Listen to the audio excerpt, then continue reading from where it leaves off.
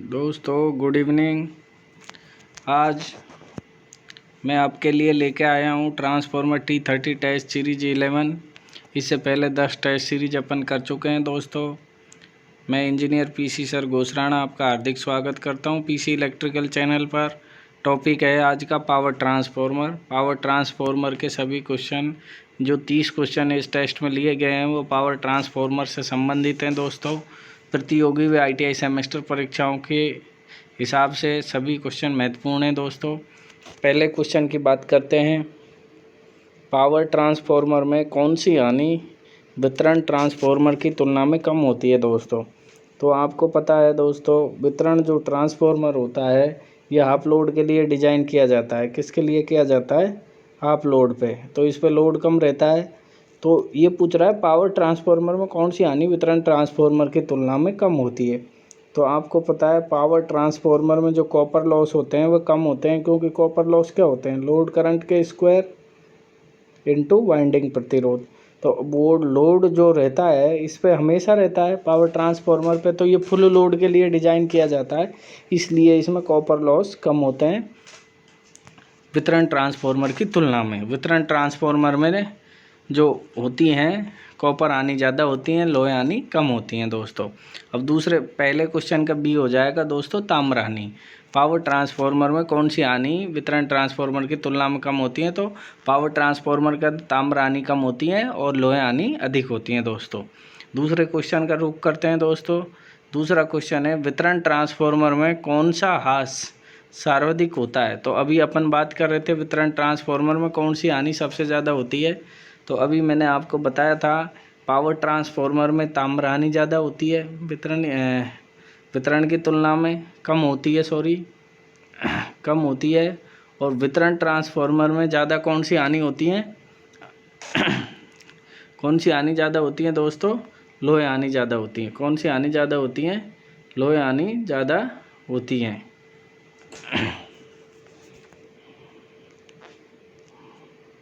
शक्ति ट्रांसफॉर्मर की दक्षता सर्वाधिक होती है। शक्ति ट्रांसफॉर्मर की दक्षता सर्वाधिक कब होती है? दोस्तों इसकी बात करें तो शक्ति जो ट्रांसफॉर्मर है वो फुल लोड के लिए डिज़ाइन किया जाता है। शक्ति का मतलब है पावर ट्रांसफॉर्मर। कौन सा ट्रांसफॉर्मर है दोस्तों? पावर। ये फुल लोड के लिए डिज़ाइन किया जाता है और इसकी दक्षता फुल लोड पर ज़्यादा होती है, या नियर बाई फुल लोड अपन कर सकते हैं। दोस्तों दूसरा जो क्वेश्चन था दोस्तों, अभी अपन देख रहे थे कि वितरण ट्रांसफॉर्मर में सर्वाधिक हानि कौन सी होती है? तो ताम्र हानि होती है। दोस्तों लोहा हानि तो कम होती हैं, क्योंकि ओवरलोड रहता है। वितरण ट्रांसफॉर्मर क्या रहता है? ओवरलोड रहता है, इसलिए हमेशा उसमें ताम्र हानि ज़्यादा होंगी। बी होगा दूसरे का।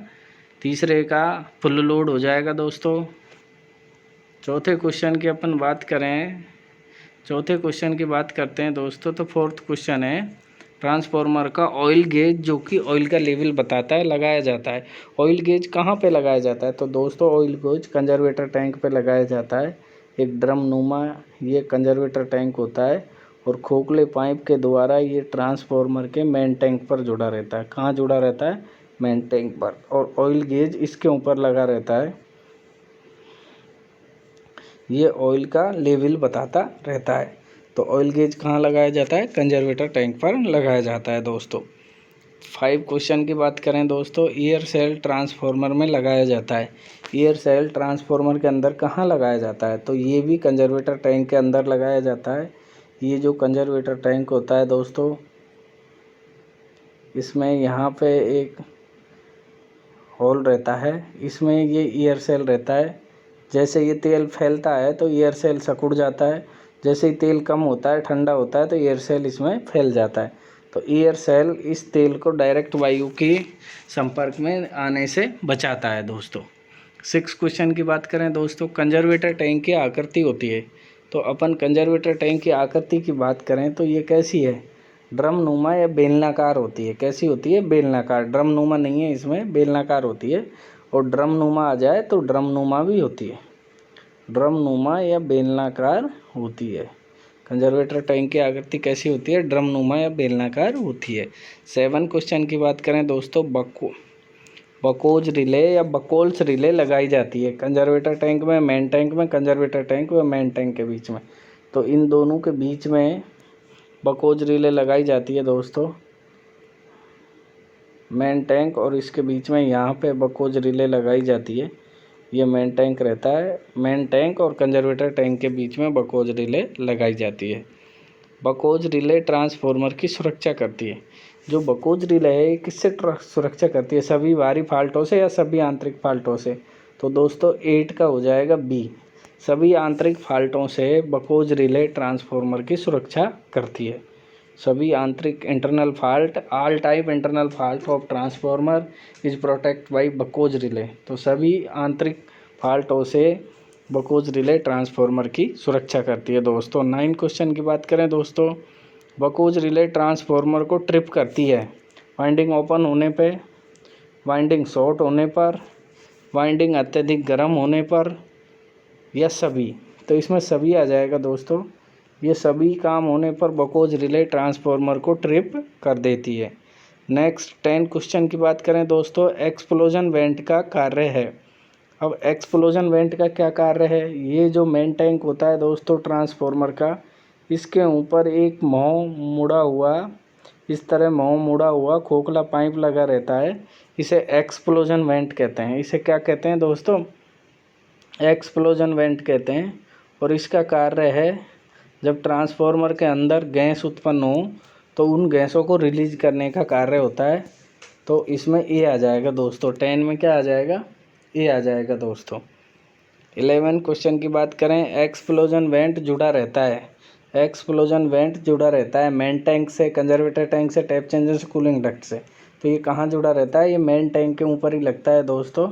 तो ये डायरेक्टली कहाँ से जुड़ा रहता है, मेन टैंक से ये एक्सप्लोजन वेंट अपना जुड़ा रहता है, मेन टैंक से जुड़ा रहता है। कहाँ से जुड़ा रहता है दोस्तों, मेन टैंक से जुड़ा रहता है।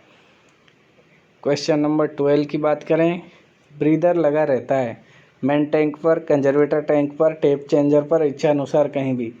तो दोस्तों ये जो अपना कंजर्वेटर टैंक होता है ये मेन टैंक से जुड़ता है खोखले पाइप द्वारा, और जो ब्रीदर जो लगाया जाता है वो कंजर्वेटर टैंक से एक बाल्टी नुमा कांच का पात्र होता है जिसमें सिलिका जेल रसायन भरा रहता है।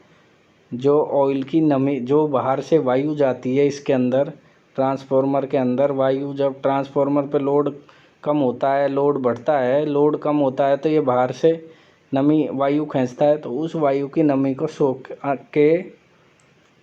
को सोखता है क्या, ब्रीदर। और ब्रीदर के अंदर सिलिका जेल भरा रहता है जो सोखता है। तो ब्रीदर दोस्तों डायरेक्टली कंजर्वेटर टैंक से आधी इंची खोखले पाइप के द्वारा जुड़ा रहता है।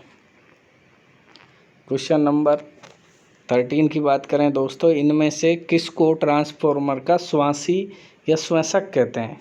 तो दोस्तों ब्रीदर को ही ट्रांसफार्मर श्वास किस ले लेता है, ब्रीदर से ट्रांसफार्मर श्वास लेता है, तो इसको ट्रांसफार्मर का श्वासी या श्वासक कहते हैं, ब्रीदर को ही कहते हैं दोस्तों। क्वेश्चन नंबर 14 की बात करें दोस्तों, ब्रीदर कंजर्वेटर टैंक से जुड़ा रहता है खोखले पाइप द्वारा, नट बोल्ट की से वेल्डिंग। तो किससे जुड़ा रहता है दोस्तों, ब्रीदर कंजर्वेटर टैंक से खोखले पाइप द्वारा। 15 क्वेश्चन की बात करें, ब्रीदर के बाल्टी नुमा कांच के पात्र में भरे जाने वाले रसायन का क्या नाम है, सिलिका जेल है दोस्तों। ब्रीदर के अंदर जो रसायन भरा जाता है उसे सिलिका जेल कहते हैं। क्या कहते हैं, सिलिका जेल कहते हैं। ये पत्थरनुमा कठोर धातु होती है और ये वायु की नमी सोखती है।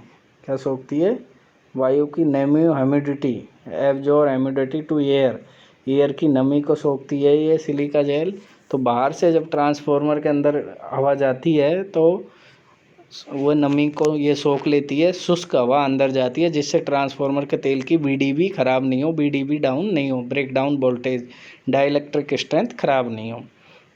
तो 15 का बी आ जाएगा दोस्तों। 16 की बात करें, कंजर्वेटर टैंक में ऑयल भरा रहना चाहिए। तो जो ये कंजर्वेटर टैंक होता है दोस्तों ये आधा तो भरा रहता है और आधा खाली रहता है।